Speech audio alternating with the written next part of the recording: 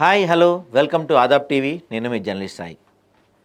మొన్నటి వరకు అందరూ ఎక్స్పెక్ట్ చేసింది ఏంటంటే కవిత బయటికి వెళ్ళిపోతుంది, ఒక పార్టీ పెడుతుంది, కవితతో పాటు హరీష్ రావు కూడా వెళ్ళిపోతున్నాడు అనే ఒక వార్త సోషల్ మీడియాలో పెద్ద ఎత్తున హల్చల్ చేసింది. ఆ వార్త వెంటనే కవిత ప్రెస్ మీట్ పెట్టి నాపైన ఇలాంటి వ్యాఖ్యలు వస్తున్నా పార్టీ నుంచి ఎవరు ఖండించట్లేదు అని చెప్పింది. ఆ నెక్స్ట్ డేనే మళ్ళీ హరీష్ రావు ప్రెస్ మీట్ పెట్టి నేను ఎక్కడికి వెళ్ళను, కేటీఆర్ ప్రెసిడెంట్ అయితే నాకు ఓకే అని చెప్పి ఆయన చెప్పారు. నిన్న కేటీఆర్ హరీష్ రావు కలిసి కూర్చొని టీ కాఫీలు తాగారా లేదా మాడుకున్నారు. సో ఈ మొత్తం ఇష్యూలో రెండు విషయాలు మనకి డౌట్ఫుల్గా ఉన్నాయి. అవేంటో ఒకసారి సీనియర్ పాత్రికేయులు కమరప్రసాద్ గారు ఉన్నారు, సార్తో మాట్లాడదాం. నమస్తే సార్. సార్, ఇప్పుడు మొత్తం ఈ ఎపిసోడ్ మొత్తం మనం క్లీన్గా అబ్జర్వ్ చేస్తే రెండు విషయాలు మనకు అర్థమవుతుంది. ఏంటంటే కేసీఆర్ ఇక రాజకీయాల నుంచి పూర్తిగా వైదొలగబోతున్నారా? ఇంత ఇప్పుడు కేటీఆర్ మాట్లాడాడు బయటకు వచ్చి, హరీష్ రావు మాట్లాడాడు బయటకు వచ్చి, కానీ ఎక్కడా కూడా కవిత పేరు వినపడతలేదు. అంటే కవితని దాదాపుగా బీఆర్ఎస్ పార్టీ నుంచి, ఫ్యామిలీ నుంచి బాయ్కాట్ చేసేసినట్టే అనుకోవచ్చా? సాయి, ఇక్కడ మనం ఒకటి మాట్లాడాలి. కవిత కేసీఆర్ ఫ్యామిలీ కాదు. కవిత కల్వకుట్ల కవిత కాదు. కవిత ఇంటి పేరు మారిపోయింది. కవితను ఒక ఇంటికి ఇచ్చేసిండ్రు కాబట్టి కవిత పార్టీలో లీడర్ కావచ్చు, కానీ ఇంటర్నల్గా ఆమె ఒక కూతురే. అది రక్త సంబంధంలో కూతురు కావచ్చు, కానీ ఇప్పుడు కేసీఆర్కి వారసులు ఎవరు అంటే కేటీఆరే వస్తాడు. సరే, ఇప్పుడు మహిళలకు కూడా సమాన హక్కు ఉంది అనేటువంటి మాటలు అది వేరు తీసుకున్నా, ఆ అంశం వేరైతే కేసీఆర్ వారసుడు ఎవరు? కల్వకుంట్ల తారక రామారావు. కల్వకుంట్ల కవిత కల్వకుంట్ల అని పెట్టుకుంటుంది గుర్తింపు కోసం, కానీ ఒరిజినల్గా ఆమె సర్టిఫికేట్లో కల్వకుంట్ల ఉండదు కదా. ఆమె ఏదో వాళ్ళ అత్తగారింటి పేరు ఉంటుంది. కాబట్టి ఆమెను మనం కొంత ఈ ఫ్యామిలీ నుంచి బయట వ్యక్తిలాగానే చూడాలి. రెండో అంశం ఏంటంటే హరీష్ రావు. హరీష్ రావు కూడా కేసీఆర్ ఫ్యామిలీ కాదు. హరీష్ రావు కేసీఆర్కి అల్లుడు కావచ్చు, మేనల్లుడు కావచ్చు, లేకపోతే ఆయనని ఇక్కడ చేరదీసి లేకపోతే లీడర్గా ఎదిగుండొచ్చు. కేసీఆర్కి ఆయన అనుచరుడు కావచ్చు, కానీ వారసుడు ఫ్యామిలీ అయితే కాదు. ఎవరు కేసీఆర్కి వారసుడు అంటే ఆబ్వియస్లీ కేటీఆర్. నీకు ఎక్కడ నీ ఏ ప్రభుత్వం తీసుకున్నా, ఏ ప్రాంతీయ పార్టీ తీసుకున్నా, అక్కడ వారసులు వాళ్ళు అవుతున్నారు. ఆంధ్రప్రదేశ్లో పోతే నారా లోకేష్ చంద్రబాబు నాయుడు వారసుడు అయిండు. నీకు తమిళనాడులో పోతే స్టాలిన్ వారసుడు వచ్చేసిండు. నీకు ఏ రకంగా తీసుకున్నా ఇక్కడ మనం మహారాష్ట్రలో పోతే అదే కదా లొల్లి. శివసేన వారసుడు ఉద్ధవ్ ఠాక్రే కొడుకు సీన్లోకి వచ్చిండు. నీకు అక్కడ మళ్ళా ఎవరు ఆడ ఎన్సీపీలో తీసుకుంటే ఆయన బిడ్డ, ఆయన కొడుకులు లేరు కాబట్టి ఆయన కూతురు వారసత్వం వచ్చింది. కానీ ఆయన ఎంబడి తిరిగి అనుచరగణాలు ఎవరు అల్లుడో బావనో బామరిదో ఇంకెవరో వచ్చి వారసత్వానికి రాలేదు ప్రాంతీయ పార్టీలలో ఎక్కడైనా. ఇది వాస్తవం. ఒక టీడీపీలో వచ్చింది, గతంలో టీడీపీలో ఆయన పోవడం వల్ల వచ్చింది, ఆయన బయటికి పోవడం వల్ల. టీడీపీలో ఒరిజినల్ టీడీపీలో ఎన్టీ రామారావు ఉన్న టీడీపీలో చంద్రబాబు నాయుడుకి వారసత్వం రాలే. టీడీపీ నుంచి ఎన్టీ రామారావు బయటకు వచ్చేసిన తర్వాత, ఎన్టీ రామారావు చనిపోయిన తర్వాత ఆ పార్టీ ఈయనకు వచ్చేసింది. అది ఒకటి వేరే సబ్జెక్టు. కానీ వచ్చిన తర్వాత ఏమైంది, మళ్ళా ఆడ ఇప్పుడు నారా వాళ్ళ దాంట్లో వచ్చేసింది కదా. వాళ్ళ తమ్ముడు రామ్మూర్తి నాయుడు ఎదుగుతుంటే కూడా పక్కకి చెప్పేశారు కదా. మనము రామ్మూర్తి నాయుడు చరిత్ర తీసుకుంటే రామ్మూర్తి నాయుడు కూడా పక్క పోయి కాంగ్రెస్లో చేరి మళ్ళీ వచ్చి ఇదంతా అయింది. దాని తర్వాత ఏదో ఆయన సరే అది మనం అయిపోయింది. అంటే ఎక్కడ కూడా ఆ ఫ్యామిలీలో ఉండబడేటువంటి కొడుకుల యొక్క వారసత్వం తప్ప కూతుళ్ళ వారసత్వము, అల్లుళ్ళ వారసత్వము ఏ పార్టీలో రాలేదు. ఇక్కడ కూడా మనకు స్పష్టంగా అర్థమవుతా ఉంది. ఏమర్థమవుతా ఉంది?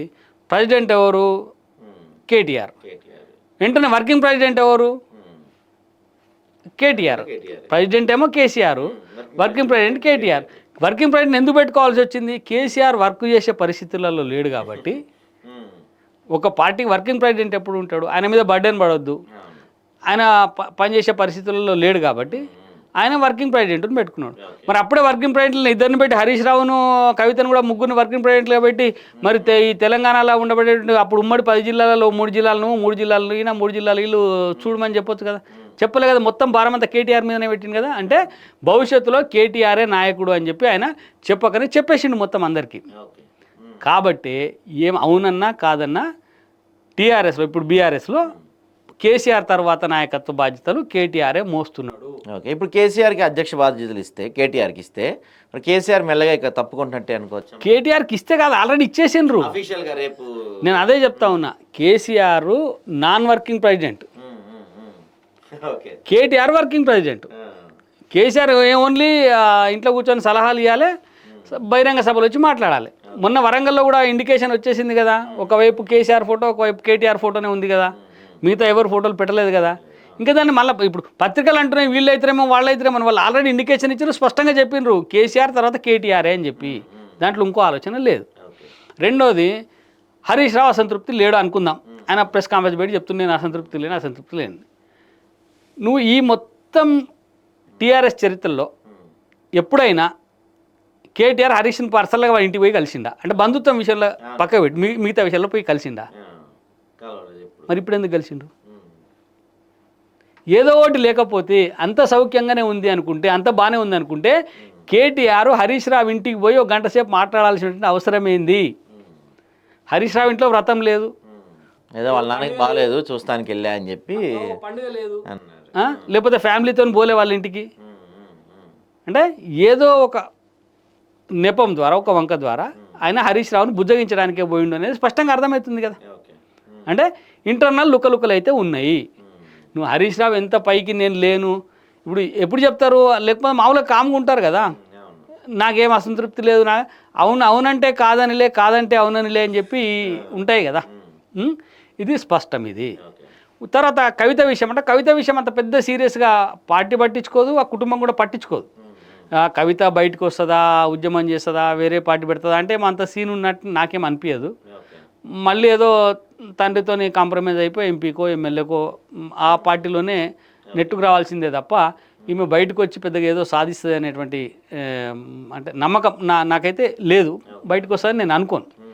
కాకపోతే మొత్తానికి ఓవరాల్గా బీఆర్ఎస్ పార్టీ కాబోయేటువంటి నాయకుడు రేపు మళ్ళీ ప్రభుత్వం అధికారంలోకి వస్తే, బీఆర్ఎస్ ఇంకా అధికారంలోకి వస్తే వాళ్ళ ఆ ప్రభుత్వాన్ని లీడ్ చేసేటువంటి నాయకుడు కూడా కేటీఆర్ అవుతాడు తప్ప హరీష్ రావు గారు కాదు. ఇది స్పష్టం. ఇది దీన్ని ఆల్రెడీ ఇండికేషన్స్ పోయినాయి. ఇండికేషన్ కేసీఆర్ స్పష్టంగా ఇచ్చిండు, అందులో వేరే డౌట్ ఏం లేదు. Okay, right. సరే, అయితే మొత్తం మీద మనకు ఒక క్లారిటీ దాదాపుగా చెప్తున్నారు కదా, చూద్దాం మరి. అంటే ఇక్కడ ఇంకో పాయింట్ కూడా సార్ చిన్నగా వదిలేరు, అంటే ఏ సమస్య లేనప్పుడు ఎందుకు కేటీఆర్ హరీష్ రావు ఇంటికి వెళ్ళారు అన్నది ఇక్కడ కీలకం కాబోతుంది. చూద్దాం మరి కొన్ని రోజుల్లోనే కేసీఆర్ అఫీషియల్గా ప్రెసిడెంట్. అంటే ఇంకోటి ఇక్కడ మీ గతంలో అంటే ఒక నాకు తెలిసి మొన్నటి ప్లీనరీ కాకుండా అంతకుముందు ప్లీనరీలోనే కేటీఆర్ను వర్కింగ్ ప్రెసిడెంట్ చేయాలని చెప్పి ఒక ఆలోచన వచ్చింది.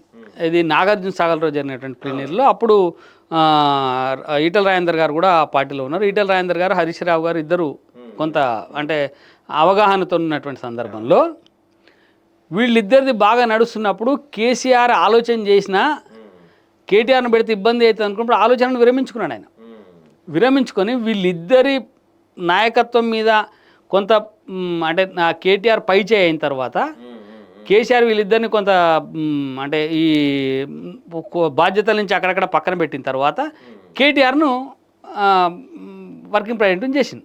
అంటే అంతకుముందు ఫస్ట్ గవర్నమెంట్ రాగానే, ఈయన ముఖ్యమంత్రి రాగానే కేటీఆర్ని వర్కింగ్ ప్రెసిడెంట్ చేయాలనే ఆలోచన ఉండే. ఆ మధ్యన చర్చకు కూడా వచ్చింది. వచ్చినా కూడా దాన్ని పక్కన పెట్టి, ఎందుకంటే పరిస్థితులు బాగాలేవని వాళ్ళని పక్కన పెట్టి పూర్తిగా అంత సర్దుమనిగినాకనే కేటీఆర్ను వర్కింగ్ ప్రెసిడెంట్గా ఆయన చెప్పిండు. సో అది చూద్దాం మరి. అతి తొందరలోనే కేసీఆర్ నుంచి ఒక అనౌన్స్మెంట్ రాబోతుంది అని చెప్తున్నారు. మరి ఈలోపు బ్రేకింగ్స్ ఏమైనా ఉండబోతున్నాయి అంటే కవిత బయటకు వచ్చి పార్టీ పెడతాం కానీ, హరీష్ రావు ఏమన్నా తిరుగుబాటు జెండా ఎరగడం కానీ ఏమైనా జరుగుతాయో చూడాలి మరి. సో చూద్దాం. మంచి టాపిక్ గురించి మాతో చర్చించేందుకు thank you sir. Thanks for it.